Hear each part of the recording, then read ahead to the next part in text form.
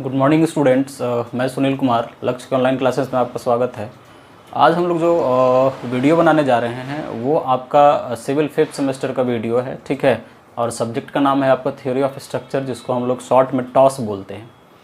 तो इसके पहले मैंने आपको 4 लेक्चर प्रोवाइड किया है और लास्ट लेक्चर में मैंने आपको पूरा का पूरा सेकंड लास्ट और लास्ट 3 लेक्चर नंबर 3 और लेक्चर नंबर 4 में मैंने पूरा का पूरा आपको लोड के बारे में बताया था। लोड कितने तरह का होता है, लोड के क्या क्या टाइप्स होते हैं, क्या उसका नेचर होता है, क्या उसका डायग्राम होता है, इन सारी चीज़ों के बारे में मैंने आपको इसके प्रीवियस वाले वीडियो में बताया था।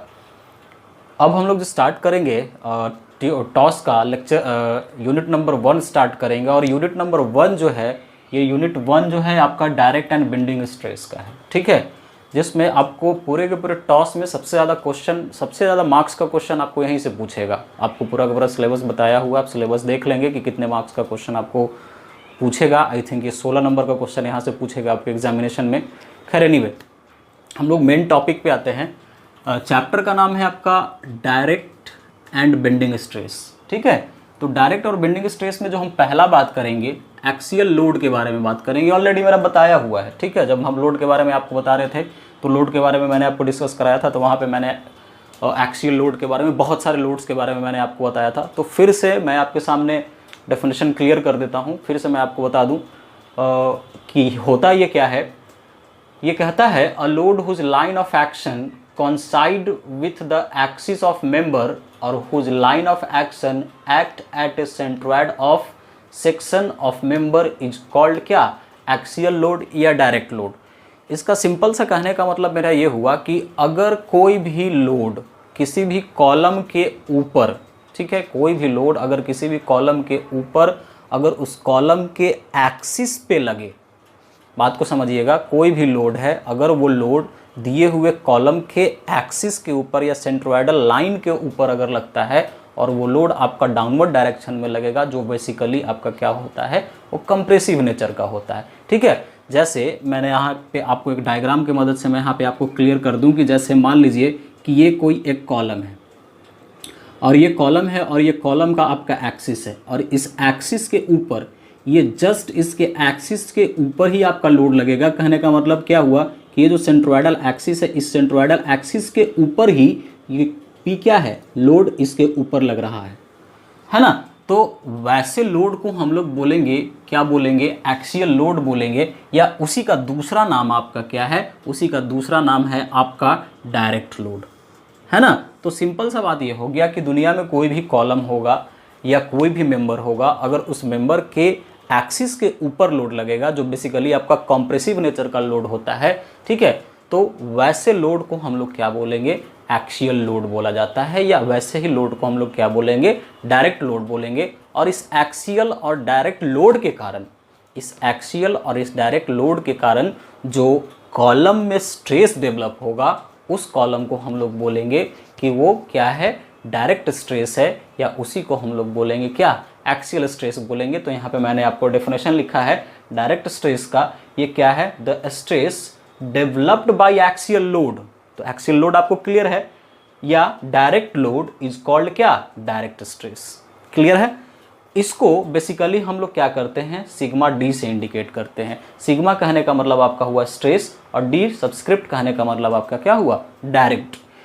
It is basically compressive in nature. Just मैंने आपको बताया कि ये जो लोड इस मेंबर के ऊपर लगेगा, ये लोड आपका किस नेचर का होगा, कंप्रेसिव नेचर का होगा, जिसमें हमेशा लोड आपका ये कहाँ लगेगा, डाउनवर्ड डायरेक्शन में लगेगा, है ना। और दूसरा आपको पॉइंट लिखा हुआ है कि it is generally taken as positive. हम इस चैप्टर में, डायरेक्ट और बेंडिंग स्ट्रेस के चैप्टर में, जो मेरा कंप्रेसिव स्ट्रेस होगा, जो मेरा कंप्रेसिव स्ट्रेस होगा, उस कंप्रेसिव स्ट्रेस को हम लोग मान के चलेंगे ये पॉजिटिव होगा, और जो मेरा टेंसाइल स्ट्रेस होगा या टेंसाइल लोड होगा, उसको हम यहाँ पे क्या मान के चलेंगे, नेगेटिव मान के चलेंगे इस चैप्टर में, है ना।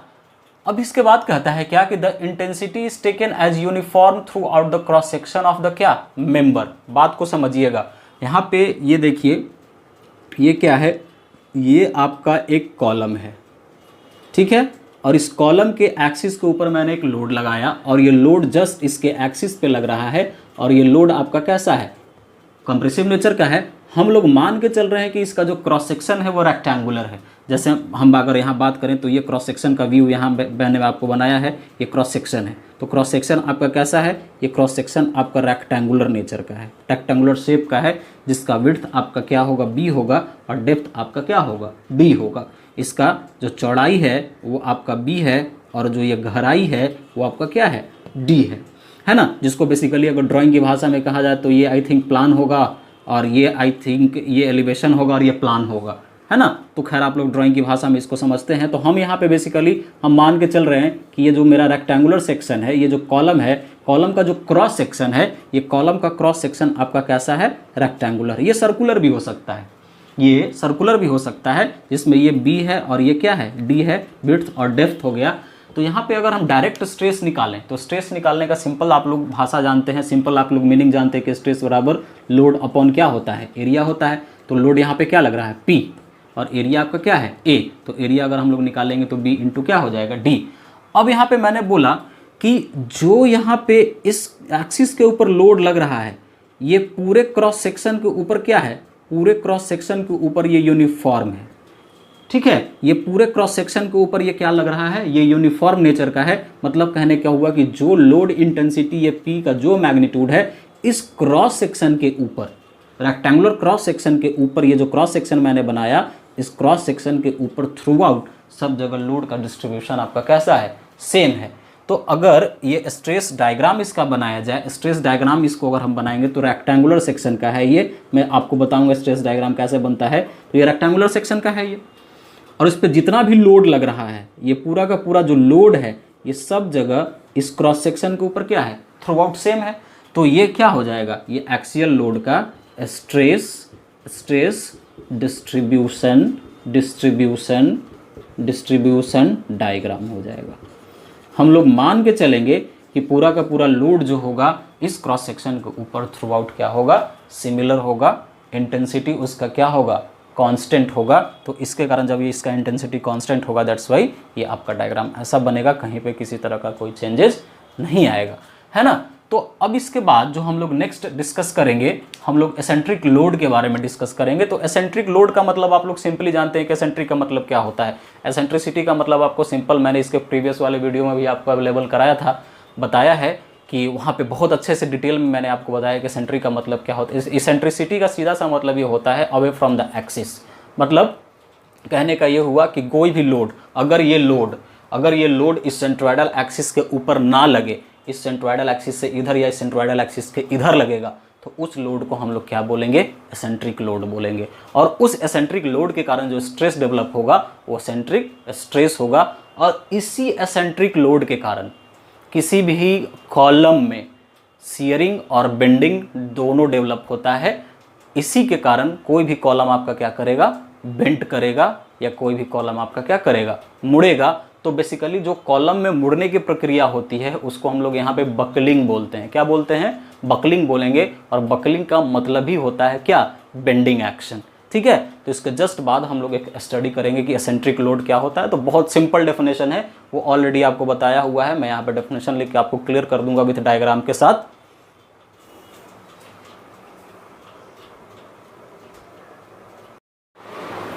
अब हम लोग जो देखेंगे नेक्स्ट जो मेरा है एसेंट्रिक लोड है। तो एसेंट्रिक लोड के बारे में जस्ट अभी मैंने आपको बताया कि एसेंट्रिक लोड बाबू वैसा लोड है जो किसी भी मेंबर या कॉलम के सेंट्रोइडल एक्सिस या एक्सिस के ऊपर कॉन्साइड नहीं करता है, ठीक है, एक्सिस से दूर होता है, आइदर में भी लेफ्ट आइदर में भी राइट, कहीं भी हो सकता है, मतलब एक्सिस पे नहीं होगा, है ना। तो वैसे लोड को हम लोग क्या बोलेंगे, एसेंट्रिक लोड बोलेंगे। और उस लोड के कारण जो स्ट्रेस डेवलप होगा वो बेंडिंग स्ट्रेस होता है। और हमेशा याद रखिएगा कि एसेंट्रिक लोड के कारण ही किसी भी कॉलम में बेंडिंग एक्शन डेवलप होता है। ये बातें मैंने आपको प्रीवियस वाले वीडियो में बताया है, आई थिंक लेक्चर नंबर 3 या 4 आपका होगा, आप लोग देख लीजिएगा।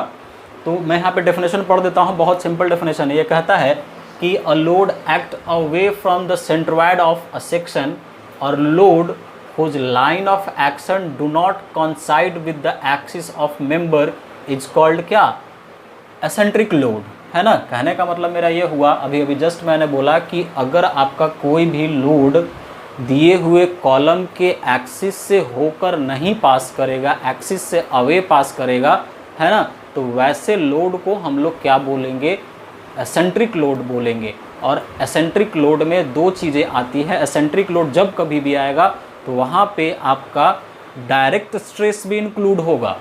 दिमाग में बात एकदम दिमाग में डाल लीजिए कि कहीं भी अगर हम एसेंट्रिक लोड का बात करेंगे तो वहाँ पे डायरेक्ट स्ट्रेस भी इंक्लूड होगा। और ये कैसे डायरेक्ट स्ट्रेस इंक्लूड होगा मैं आपको बताऊंगा। और बेंडिंग स्ट्रेस तो होगा ही। तो अगर हम लोग टोटल स्ट्रेस की बात करें वहाँ पे, तो टोटल स्ट्रेस आपका क्या हो जाएगा, direct stress plus bending stress हो जाएगा। मैक्सिमम स्ट्रेस की अगर बात की जाए, मिनिमम स्ट्रेस की बात की जाए तो क्या हो जाएगा, direct stress minus bending stress हो जाएगा। तो ये कैसे आएगा मैं आपको बताऊँगा, जस्ट इसके बाद वाले वीडियो में आपका अवेलेबल होगा। तो यहाँ पर मैंने लिखा है कि एसेंट्रिक लोड, एसेंट्रिक अभी बोला मैंने कि एसेंट्रिक लोड के कारण हमेशा कैसा स्ट्रेस डेवलप होगा, बेंडिंग स्ट्रेस डेवलप होगा। एंड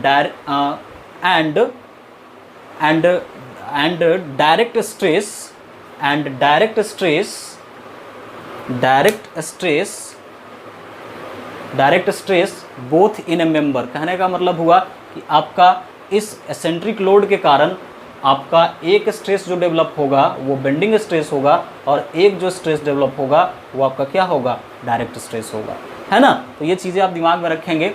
अब है दूसरा मेरे पास एसेंट्रिसिटी। तो एसेंट्रिसिटी का मतलब तो मैंने आपको बताया ही कि कॉलम का एक्सिस और एक्सिस से दूर किसी अदर पॉइंट पे अगर कोई लोड लग रहा होगा तो उन दोनों के बीच की दूरी को हम लोग क्या बोलते हैं, एसेंट्रिसिटी बोलते हैं। जस्ट अभी आपको बताया गया है, आपको बहुत बार मैंने ये टर्म बताया है, तो फिर से आप समझ लीजिए कि ये है क्या। जैसे मैंने बोला आपको, मैंने यहाँ पे बोला कि अगर कोई आपका ये कॉलम है, ठीक है, और ये कॉलम का क्या है, एक्सिस है, इस एक्सिस के ऊपर लोड नहीं लग रहा है, लोड आपका यहाँ लग रहा है, तो ये एक्सिस और ये पॉइंट जहाँ पे लोड आपका लग रहा है, इन दोनों के बीच की दूरी को ही हम लोग क्या बोलते हैं, एसेंट्रिसिटी बोलते हैं। और इसको हम लोग बेसिकली कैसे इंडिकेट करते हैं, ई से इंडिकेट करते हैं। अब यहाँ पे थोड़ा बात को आप समझिएगा, बात आप थोड़ा अच्छे से समझेंगे। क्या है ये बात, ये आपका ये एक्सिस है, ये आपका एक्सिस है,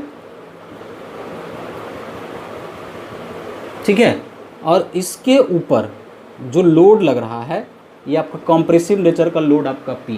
तो जितना लोड आपका यहाँ पे लग रहा है सेम लोड आपका नीचे से भी लगेगा, और इस एक्सिस के ऊपर स्ट्रेस का वैल्यू 0 हो जाएगा। तो आप लोगों ने ये देखा होगा कि कहीं कहीं कभी भी ब्रिज वगैरह या बड़े बड़े पुल का फॉर्मेशन होता है, तो अगर कोई भी कॉलम है, कॉलम में अगर कोई भी लोड अगर उसके ऊपर डाला हुआ होता है तो जस्ट उसके सेंटर के ऊपर होता है, सेंटर से आगे पीछे नहीं होता है। अगर सेंटर से आगे पीछे हो जाएगा तो वो बेंड कर जाएगा, बकल हो जाएगा। जैसे सिंपल सा बात को आप मान के चलिए कि यहाँ पे अगर हम लोड को यहाँ ना लगा के यहाँ पे लगाएं, तो लोड यहाँ ना लगा के यहाँ लगाएंगे तो इस पोर्शन पे आपका लोड क्या हो जाएगा, मैक्सिमम हो जाएगा, और ये चाहेगा कि ये मुड़ना शुरू कर देगा, एकदम ऐसे हो जाएगा। देखो अगर ये यहाँ से आया तो इसका टेंडेंसी ये जो है, ये टेंडेंसी आपका ऐसे ऐसे घूमना शुरू हो जाएगा। कहने का मतलब कि यहाँ पे लोड आपका ज़्यादा है और यहाँ पे लोड आपका कम है, तो जहाँ पे ज़्यादा लोड होगा वो पोर्शन दब जाएगा, कंप्रेस हो जाएगा, और जहाँ पे कम लोड है वहाँ से वो क्या हो जाएगा, उठ जाएगा।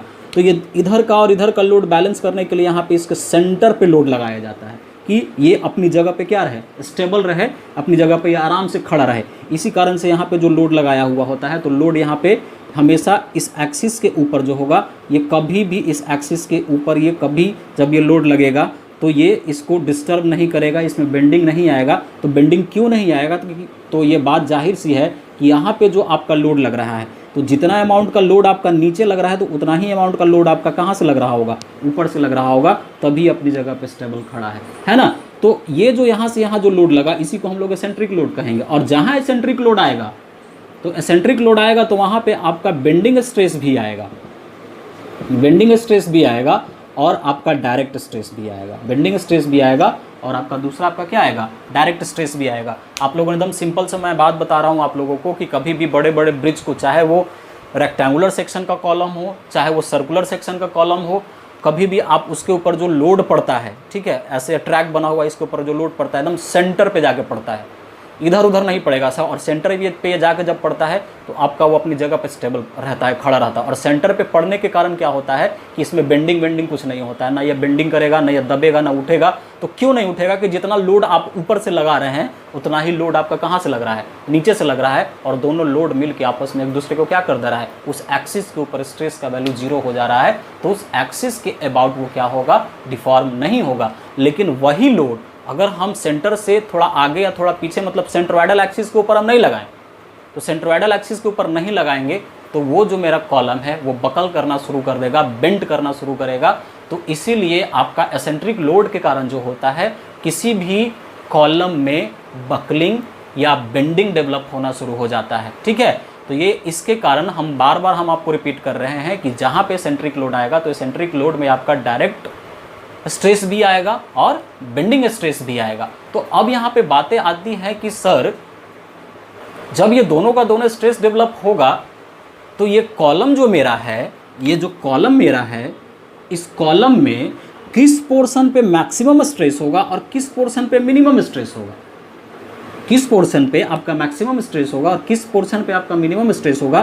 तो ये भी चीज़ आपको क्लियर किया हुआ है लोड वाले लेक्चर में। तो मैं फिर से आपको बता दूं कि जब ये लोड इस पे लगेगा तो इसमें जो बेंडिंग होने का कैपेबिलिटी होगा, ये बेंडिंग होने का जो कैपेबिलिटी होगा, ये बेंडिंग होने का कैपेबिलिटी कुछ इस तरीके से रहेगा। ये इस तरीके से मुड़ेगा, ये इस तरीके से मोमेंट इसमें आना शुरू होगा। तो आप यहाँ पे अगर हम इस पॉइंट को कुछ मान लेते हैं, सी और डी मान लेते हैं इस पॉइंट को, तो ये पॉइंट डी जो है ये कॉम्प्रेस हो रहा है। ये जो पॉइंट आप डी देख रहे हैं ये कॉम्प्रेस हो रहा है, और पॉइंट सी जो आप देख रहे हैं ये कॉम्प्रेस नहीं हो रहा है, ये उठ रहा है ऊपर की ओर। तो यहाँ पे जो नेचर होगा स्ट्रेस का, ये कॉम्प्रेसिव नेचर का होगा। यहाँ पे जो स्ट्रेस का नेचर होगा that will be in compressive in nature.